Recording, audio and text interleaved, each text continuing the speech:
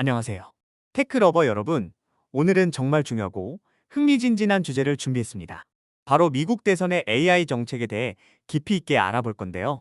여러분, 잠깐 생각해 보세요.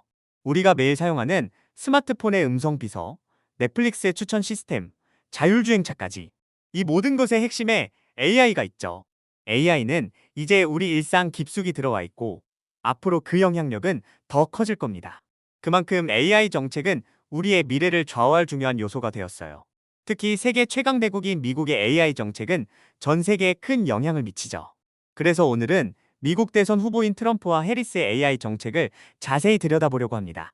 두 후보의 접근 방식은 어떻게 다를까요? 어떤 정책이 AI 발전에 더 도움이 될까요? 그리고 이것이 우리에게는 어떤 영향을 미칠까요? 함께 알아봅시다. AI 정책의 현재와 미래를 이해하려면 과거를 알아야겠죠? 미국의 AI 정책 역사를 살펴볼게요. 2016년 오바마 정부는 AI의 미래를 위한 준비라는 보고서를 발표했어요. 이게 미국 정부의 첫 공식적인 AI 정책이었죠. 주요 내용을 보면 1. Invest in Research and Development.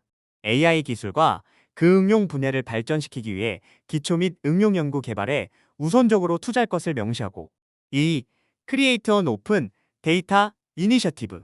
AI를 위한 오픈 데이터 이니셔티브를 구축하여 상당수의 정보 데이터 세트를 공개하고 이를 통해 AI 연구를 가속화하고 정부, 학계, 민간 부문 전반에서 오픈 데이터 표준 사용을 하도록 합니다. 3. 이넨스 에이전시 카파시티. 이건 정부 조직 차원에서 AI를 임무에 적용할 수 있는 방법을 찾는 것으로 AI 분야에서도 다퍼와 같은 유사한 조직을 만드는 것이 포함되어 있습니다. 4. 디벨로퍼 스킬드 워크포스. 정부는 AI 기술을 활용할 수 있는 다양하고 숙련된 인력을 개발. 결국 정부기관에서 일하는 사람도 AI에 대해 잘 알아야 AI 정책을 올바르게 펴나갈 수 있겠죠. 그래서 연방 직원을 위한 교육 프로그램에 대해 얘기합니다. 5. 파스터 인터레이전시 콜래버레이션. 국가과학기술위원회 안에 머신러닝 앤 아티피셜 인텔리전스 소위원회를 통해서 정부 운영에서 AI 사용에 대한 표준 및 모범 사례를 개발하고 공유하도록 합니다. 6. Evaluate AI Applications. AI 애플리케이션의 영향력과 비용 효율성을 측정하고 AI 기술이 유익하고 효율적인지 확인하기 위한 평가 부분에 자금을 지원합니다. 7. Address Ethical and Governance Issues. 정부는 AI 시스템이 관리 가능하고 투명하며 인간의 가치에 부합하도록 보장함. 지금 시점에서 보면 원론적인 접근으로 보이지만 이 시기에 다른 나라들보다 앞서서 AI의 중요성을 인식하고 국가 차원의 대응을 시작했다는 점에서 의미가 있어요. 역시 오바마라는 생각이 드는 지점이죠. 다음으로 트럼프 정부 시절의 AI 정책을 살펴보면 딱 한마디로 정리돼요. 마가, Make America Great Again. 이러한 구호를 현실로 만드는 수단으로서 AI가 사용되는 거죠. 트럼프 정부의 접근은 AI를 경제와 국가 안보의 핵심으로 파악했습니다. 특히 중국과의 기술 경쟁에서 우위를 점하는 데 초점을 맞췄어요. 트럼프 정부 때 2019년 인공지능 분야에서 미국의 리더십 유지에 관한 AI 행정명령, 일명 익스큐티브 오더만 3859가 발표되었습니다. 여기에는 총 6가지가 핵심 목표로 제시되어 있습니다. AI R&D에 대한 지속적인 투자, 고품질의 연방 데이터와 모델에 대한 접근성, 향상, AI 기술 사용의 장벽 완화, 안전하고 신뢰할 수 있는 AI 시스템을 위한 기술 표준 개발, AI 연구자와 사용자를 위한 교육 및 훈련, 미국의 AI 기술 우위 보호를 위한 행동 계획 수립, 이어서 이를 뒷받침하기 위해 국가과학기술위원회, 즉 NTSC가 국가 AI R&D 전략계획 2019 업데이트를 내놓았지만 정작 여기에는 기존 예산 내에서 AI의 우선순위를 두도록 촉구하는 형태로 되어 있어서 실효성 면에서는 비난을 받았어요. 연방이 신규 기금을 제공하지 않고 알아서 해. 그게 잘 되겠습니까? 그리고 IT 기술은 글로벌한 인재들을 영입하여 연구해 가는 게 중요하잖아요. 근데 트럼프는 이민에 대해 매우 보수적이었으니까요. AI 기술 인력을 모시고 올 때는 기존 이민법에 대해 예외를 적용한다거나 이런 게 없었어요. 그러다 보니 이 부분도 비난을 받았죠. 반면 기술 거대 기업의 정부의 데이터를 공유함으로써 각 대기업이 기술을 발전시키는 데는 도움을 받았지만 시민들의 정보 보안에 대해서는 역시 문제가 제기되었습니다.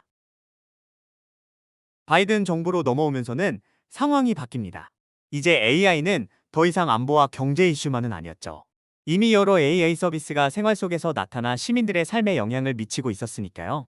그래서 바이든 행정부는 AI 기술에서 미국이 주도권을 잃지 않도록 계속 지원은 해나가되 다양한 사회 이슈를 정부가 관리하고 컨트롤할 수 있는 체계를 만들어가려고 했어요. 그게 파커 공동회장을 중심으로 민간학위 전문가 12인으로 구성된 내르입니다. 정식 명칭은 더 내셔널 아티피셜 인텔리전스 리서치 리소스. 네르는 2021년 6월 28일부터 정기적으로 태스크포스 미팅을 시행하고 여기서 나온 보고서는 대중들에게 제공하여 피드백을 받도록 하고 있습니다. 그러나 무엇보다 바이든 행정부의 AI 정책에서 특징은 AI 기술에 대한 규제를 구체화했다는 점입니다. 이 부분은 현재까지 공화당의 공격 대상입니다. 사실 정부의 규제에 앞서 미국 내에 위치한 AI 선도기업들은 먼저 규제안을 들고 바이든에게 제시했어요. 다만 이게 옛날에 한국에서 온라인 게임이 사회 문제로 떠올랐을 때 게임사들이 자율 규제안을 들고 온 것처럼 오픈 AI, 구글, 아마존, 메타 같은 회사들도 자율 규제안을 들고 나왔다는 거죠. 바이든은 여기에 만족하지 않았습니다. 결국 2023년 10월 바이든은 행정명령 제만 4110호를 공표합니다. 제목은 안전하고 보안성이 높으며 신뢰할 수 있는 AI의 개발 및 이용, 여기에 포함된 주요 내용은 아래와 같습니다. AI 관련 문제에 대한 자문을 위한 AI 안전 및 보안위원회 설립, 국가안보와 의료 분야에서 AI의 역할을 연방기관에 지시. 이건 예를 들면 보건복지부 장관이 의약품 개발에서 AI 또는 AI 지원 도구의 사용을 규제하는 전략을 개발하는 경우 규제 프레임워크를 의무화하는 거예요. 이게 국방부에서 안보 관련된 AI를 할 때도 마찬가지일 거고요. 연방 직원이 AI 기술을 이해하고 관리할 수 있는 역량을 강화하는 교육 프로그램 마련. 각 정부 기관에서 AI 사용으로 인한 불법적인 차별과 피해를 예방하고 해결하기 위해 민권 사무소를 활용하여 시민들이 AI 애플리케이션에서 형평성과 시민권을 보장받도록 함. AI의 안전 및 신뢰성을 보장하기 위한 모델 가드레일 개발을 의무화. 상세 내용을 유튜브 본문에 링크를 넣을 테니 참고하시기 바랍니다. 이처럼 각 정부마다 AI에 대한 접근 방식이 조금씩 달랐어요. 오바마 정부가 AI의 중요성을 인식하고 기초를 다졌다면 트럼프 정부는 국가 경쟁력 차원에서 AI를 바라봤고 바이든 정부는 AI의 안전성과 윤리성에 더 주목하고 있는 거죠. 여기까지 잘 따라오셨습니다. 그럼 오늘의 주제인 미국 대선 후보들의 정책을 살펴보겠습니다. 재집권을 노리는 트럼프부터 살펴볼까요? 트럼프 후보의 AI 정책을 한마디로 표현하면 규제 완화를 통한 혁신 촉진이에요. 트럼프는 바이든의 AI 규제 행정명령을 폐지하겠다고 공약했어요. 그의 지지자인 마크 안드레센과 벤 호로위츠 같은 유명한 실리콘밸리 투자자들은 바이든 정부의 AI 규제가 혁신을 막는다고 비판하고 있죠. 좀 더 기술적으로 살펴보면 러닝메이트인 부통령 후보 J.D. 벤스의 오픈 웨이트 AI 모델이 있습니다. 벤스는 이 모델이 AI 모델에서도 좌파 편향을 막을 수 있다고 주장하고 있죠. 오픈 웨이트 AI 모델은 AI 모델의 내부 구조와 파라미터를 공개적으로 접근 가능하게 만든 AI 모델입니다. 한마디로 AI 모델의 내부 구조를 공개하자는 건데 얼핏 생각하면 투명성이 올라가서 좋을 것 같지만 꼭 그런 것만은 아닙니다. 이러한 모델의 장점은 모델의 내부 작동 방식을 살펴볼 수 있어 편향성이나 문제점을 발견하기 쉽고 연구자들이 모델을 개선하거나 새로운 응용 프로그램을 개발하기 쉽다는 장점이 있습니다. 그러나 보안에 매우 취약하여 지적재산권 이슈가 발생합니다. 그리고 이렇게 한다고 해서 편향성을 방지할 수 있을지 정작 필드에 있는 AI 전문가들은 의문을 제기하고 있습니다. 투명성이라는 것은 모델을 오픈한다고 해결되는 것이 아니라 사실 누가 여기에 참여하고 그 내용을 컨트롤하느냐에 있는 것이거든요. 트럼프는 본인이 집권했을 때와 마찬가지로 여전히 AI를 국가 안보의 핵심 요소로 보고 있습니다. 최근 달라진 것은 해외 AI 인재들을 미국으로 유치하기 위한 정책을 강화하겠다는 말도 하는 점이죠. 물론 이민자들에 대한 혐오를 불러일으키고 있는 트럼프가 과연 실효성 있는 기술 이민 정책을 내놓을지는 좀 더 지켜봐야겠지만요.